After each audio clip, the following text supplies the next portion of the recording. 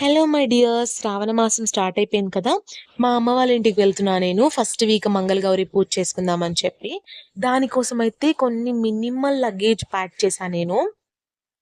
ఇంకా శారీస్ పార్ట్ చేసుకున్న తర్వాత నేను వాటికి మ్యాచింగ్ బ్యాంగిల్స్ కూడా పెట్టుకున్నా. తర్వాత clutches, tick talk pins, rubber bands ఇలాంటివి కొన్ని కొన్ని పెట్టుకున్నాను.